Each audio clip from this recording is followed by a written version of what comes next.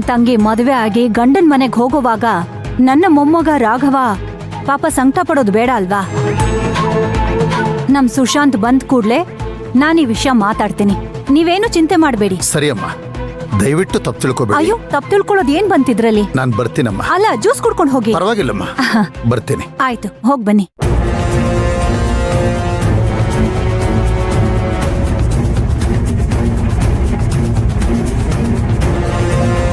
ಅಮ್ಮ, ಎಲ್ಲವ್ರು? ಹೋದ್ರು. ಜ್ಯೂಸ್ ನೀನೇ ಕುಡಿ. ಯಾಕಮ್ಮ, ಏನಾಯ್ತು? ಮತ್ತಿನ್ನೇನೆ, ಇದೆಲ್ಲ ಆಗಿದ್ದು ನಿಮ್ಮ ಅಣ್ಣನಿಂದಾನೆ. ಇದೆಲ್ಲ ಬೇಕಿತ್ತ ನಮ್ಗೆ? ಅಲ್ಲ ಕಣೆ, ಹೆತ್ತು ಮಗನ್ನ ಅವನೇ ತಾನೇ ನೋಡ್ಕೋಬೇಕು, ಬೇರೆಯವ್ರನ್ನಂದ್ರೆ ಏನ್ ಪ್ರಯೋಜನ?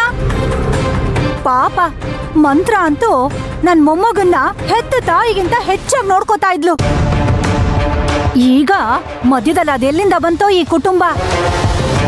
ಅಯ್ಯಯ್ಯಯ್ಯಯ್ಯಯ್ಯೋ, ಅವಳೇನೋ ಅವಳು ತಂಗಿದಳಲ್ಲಪ್ಪ ಅರ್ಚನಾ, ಅವಳಂತೂ ಶಾಂತಿ ತರನೇ ಕಣ್ಣು ಮೂಗು ಕೈ ಕಾಲು ಎಲ್ಲ ಹಂಗೆ ಇದೆ ಅಂತ ನನ್ ಮೊಮ್ಮಗನ್ನ ತಗೊಂಡ್ ಹೋಗಲ್ ಬಿಟ್ಟಿದ್ದಾಯ್ತು. ಈಗ ನಾವ್ ನೋಡ್ಕೊಳಕ್ ಆಗಲ್ಲ, ಅವನಿದ್ರೆ ಮದ್ವೆಗ್ ತೊಂದ್ರೆ ಆಗತ್ತೆ, ನೀವ್ ನೋಡ್ಕೊಂಬಿಡಿ ಅಂತ ಅವ್ರು ಬಂದ್ ಹೇಳ್ಬಿಟ್ಟು ಹೋದ್ರಲ್ಲ ಮೆತ್ತಿಗೆ ನಮಸ್ಕಾರ ಮಾಡ್ಕೊಂಡು. ಇದೆಲ್ಲ ಬೇಕಾ ಸುಕ್ಕು ನಮ್ಗೆ?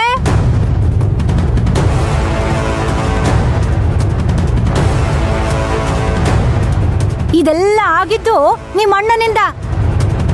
ಅಮ್ಮ, ಏನ್ ನನ್ ವಿಷಯಕ್ಕೆ ಸುಕೃತನ ಹತ್ರ ಜಗಳ ಆಡ್ತಿದ್ಯಲ್ಲ? ಬಾಪ ಬಂದ್ಯಾ? ಇದು ನಿನ್ನ ಮಗನ ವಿಷಯ. ಇನ್ಮೇಲೆ ನಿನ್ನ ಮಗ ರಾಘವ್ನ ಅವ್ರ ಮನೆಗ್ ಕಳಿಸ್ಬಾರ್ದಂತೆ. ಅವನಿದ್ರೆ ಅವ್ರ ತಂಗಿ ಮದ್ವೆಗೆ ಅಡ್ಡಿ ಆಗತ್ತಂತೆ. ಹಂಗಾಗಿ ನಿಮ್ ಮೊಮ್ಮಗನ ನೀವೇ ಇಟ್ಕೊಂಡು ಸಾಕೊಳ್ಳಿ ಅಂತ ಬೆಣ್ಣೆಲಿ ಕೂದ್ಲು ತೆಗ್ದಂಗೆ ಹೇಳ್ಬಿಟ್ಟು ಹೋದ್ರು ಅವ್ರ ಅಣ್ಣ ವೀರಣ್ಣ ಅವರು. ಅಮ್ಮ, ರಾಘವ್ ವಿಚಾರಕ್ಕೆ ವೀರಣ್ಣ ಹತ್ರ ಎಲ್ಲ ಮಾತಾಡಲ್ವಲ್ಲ? ಅಣ್ಣ, ಹಾಗಾದ್ರೆ ಅಮ್ಮ ಸುಮ್ನೆ ಹೇಳ್ತಿದ್ದಾಳ? ನೋಡು, ಅವ್ರಿಗೆ ಅಂತ ಮಾಡಿರೋ ಜ್ಯೂಸ್ ಕೂಡ ಕುಡಿದೆ ಹಾಗೆ ಹೋಗಿದ್ದಾರೆ. ಇದ್ರಲ್ಲೇ ಗೊತ್ತಾಗಲ್ವಾ ಅವ್ರು ಹೇಗ್ ಮಾತಾಡ್ಬಿಟ್ಟು ಹೋಗಿದ್ದಾರೆ ಅಂತ? ಸುಶಾಂತ್, ಇದೆಲ್ಲ ಬೇಡ. ರಾಘವ್ಗೆ ನಿಜ ಹೇಳ್ಬಿಡು. ಅರ್ಚನಾ ನಿಮ್ಮಮ್ಮ ಅಲ್ಲ, ನಿಮ್ಮಮ್ಮನ ಹೆಸರು ಶಾಂತಿ ಅಂತ. ಸರಿನಾ? ಬಿಡ್ಸ್ ಹೇಳು ಅವನಿಗೆ. ಅಮ್ಮ, ಅವನಿನ್ನು ಚಿಕ್ಕ ಮಗು ಅಮ್ಮ, ಅವನ್ಗಿವೆಲ್ಲ ಏನಮ್ಮ ಅರ್ಥ ಆಗತ್ತೆ? ಅಮ್ಮ, ಅವತ್ತು ಡಾಕ್ಟ್ರೇ ಹೇಳಿಲ್ವೇನಮ್ಮ, ತಾಯಿ ವಿಚಾರದಲ್ಲಿ ರಾಘವ್ಗೆ ಯಾವುದೇ ಶಾಕ್ ಕೊಡಬೇಡಿ ಅಂತ. ಅವನು ಅರ್ಚನೆನೇ ಶಾಂತಿ ಅಂತ ಅನ್ಕೊಂಡ್ಬಿಟ್ಟಿದಾನಮ್ಮ. ಅಲ್ಲ ಸುಶಾಂತ, ಇನ್ನು ಎಷ್ಟು ದಿನ ಅಂತ ಈ ಕಣ್ಣ ಮುಚ್ಚಾಲೆ ಆಟ ಆಡ್ತೀಯ ನೀನು? ಇವತ್ತಲ್ಲ ನಾಳೆ ಅವನಿಗೆ ಸತ್ಯ ಗೊತ್ತಾಗ್ಲೇಬೇಕಲ್ವೇನೋ? ವೀರಣ್ಣ ಅವರು ಯಾಕೆ ಆ ರೀತಿ ಹೇಳಿದ್ರು ಅಂತ ನಂಗೆ ಅರ್ಥ ಆಯ್ತಮ್ಮ. ನಮ್ಮ ಮಗುನ ನಾವೇ ನೋಡ್ಕೋಬೇಕು. ಇದನ್ನ ಒಂದೇ ಸತಿ ಬಿಡಿಸ್ಬಾರ್ದಮ್ಮ, ನಿಧಾನವಾಗಿ ಸ್ವಲ್ಪನೇ ಸರಿ ಮಾಡ್ಬೇಕು. ಅಯ್ಯೋ, ಇದೇನು ಸುಶಾಂತ ಹೀಗ್ ಮಾತಾಡ್ತೀಯ ನೀನು? ಆ ವೀರಣ್ಣ ನೋಡಿದ್ರೆ ಅಯ್ಯೋ ನಿಮ್ ಮಗುನ ಮನೇಲೇ ಇಟ್ಕೊಳ್ಳಿ, ಮದ್ವೆಗ್ ತೊಂದ್ರೆ ಆಗತ್ತೆ, ನನ್ ತಂಗಿಗ್ ತೊಂದ್ರೆ ಆಗತ್ತೆ ಅಂತ ಎಷ್ಟು ನಯವಾಗಿ ವಿನಯವಾಗಿ ಕೈ ಮುಕ್ಕೊಂಡು ತಪ್ಪು ತಿಳ್ಕೊಬೇಡಿ ಅಮ್ಮ ಅಂತ ಎಲ್ಲ ಹೇಳ್ಬಿಟ್ಟು ಹೋದ್ರು. ನೀನ್ ನೋಡಿದ್ರೆ ಸ್ವಲ್ಪನೇ ಸರಿ ಮಾಡ್ಕೊಳ್ಳೋಣ ಅಂತಿದ್ಯಲ್ಲೋ? ಅಮ್ಮ, ಇದನ್ನೆಲ್ಲ ನಾನು ನೋಡ್ಕೋತೀರಿ ಬಿಡಮ್ಮ, ಸ್ವಲ್ಪ ಟೈಮ್ ಬೇಕು. ಹಾ, ನಮ್ಮನೆ ಮಗು ನಮ್ಮನೇಲೇ ಇರ್ಲಿ. ಹಾ, ಅದ್ಯಾಕೆ ಕಂಡೋರ್ ಮನೆಗೆ? ಫೋನ್ ಕೊಡಪ್ಪ. ಯಾಕಪ್ಪ? ನಾನು ಶಾಂತಿ ಅಮ್ಮಂಗೆ ವಿಡಿಯೋ ಕಾಲ್ ಮಾಡಿ ಮಾತಾಡ್ಬೇಕು.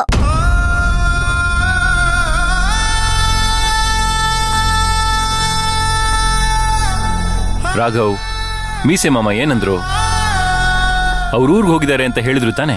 ಹೌದು, ಹೇಳಿದ್ರು. ಮತ್ತೆ ಊರ್ಗ್ ಹೋಗಿರೋರ್ಗೆ ವಿಡಿಯೋ ಕಾಲ್ ಮಾಡಕ್ಕಾಗತ್ತಾ?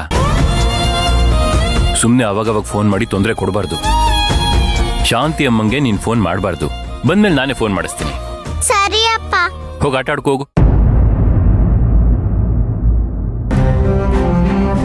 ಅಮ್ಮ, ಸುಕೃತ, ಆದಷ್ಟು ರಾಘವ್ಗೆ ಫೋನ್ ಸಿಕ್ಕದೇ ಇರೋ ತರ ನೋಡ್ಕೊಳ್ಳಿ. ಹಾ, ನಿಜ. ಏನ್ ಮೋಡಿ ಮಾಡಿದಾರೋ ಏನ್ ಕತೆನೋ ಅಪ್ಪ ಆ ಮಗುಗೆ.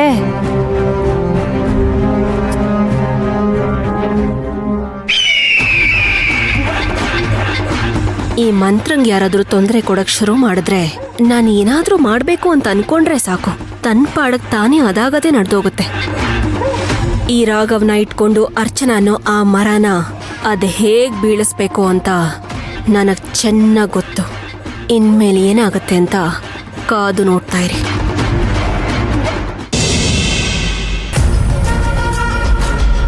ಚಿನ್ನು, ಹಾ. ನಾನು ಹೇಳಿದ ವಿಷಯನ ನಿಮ್ ಬಾಸ್ ಹತ್ರ ಹೇಳ್ಬಿಟ್ಯಾ? ಇಲ್ಲ, ಇನ್ನೂ ಇಲ್ಲ. ಒಂದೆರಡು ಸಲ ಫೋನ್ ಮಾಡಿದೆ, ರಿಂಗ್ ಆಗ್ತಾನೆ ಇತ್ತು, ಆದರೆ ರಿಸೀವ್ ಮಾಡಲಿಲ್ಲ. ಹಾಗಾದ್ರೆ ಅದ್ರ ಜೊತೆನಲ್ಲಿ ಅಡಿಷನಲ್ ಆಗಿ ಒಂದ್ ವಿಷಯ ಸಿಕ್ಕಿದೆ, ಅದನ್ನು ಸೇರಿಸಿ ನಿಮ್ ಬಾಸ್ಗೆ ಹೇಳ್ಬಿಡು. ಮತ್ತೆ ಯಾವ ವಿಷಯ ಶಾಂತಿ?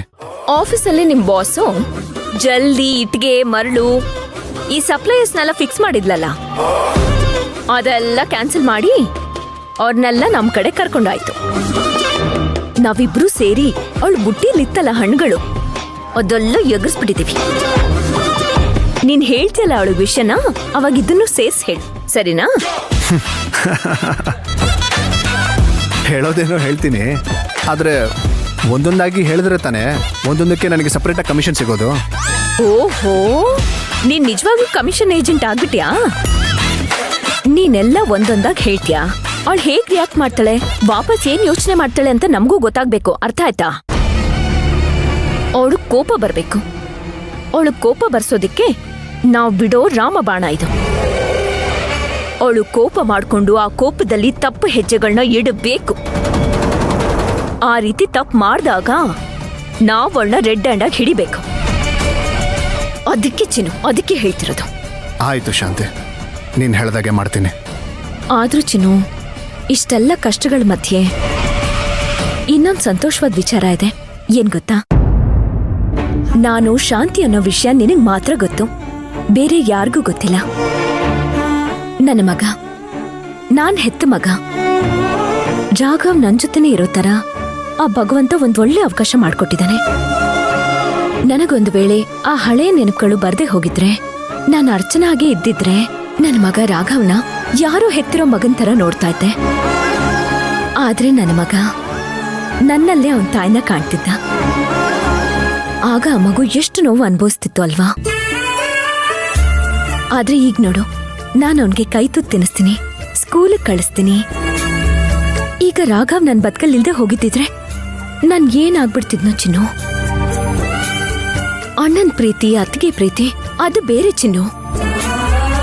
ಆದ್ರೆ ಮಗು ಪ್ರೀತಿ ಇದೆಯಲ್ಲ, ನಾವು ಹೆತ್ತ ಮಗು ಪ್ರೀತಿ ಹೃದಯ ತುಂಬಿ ಬರುತ್ತಲ್ವಾ? ಅದಕ್ಕೆ ನಾನು ಬದುಕಿರೋವರೆಗೂ ರಾಘವ್ ಜೊತೆಲೇ ಇರ್ಬೇಕು.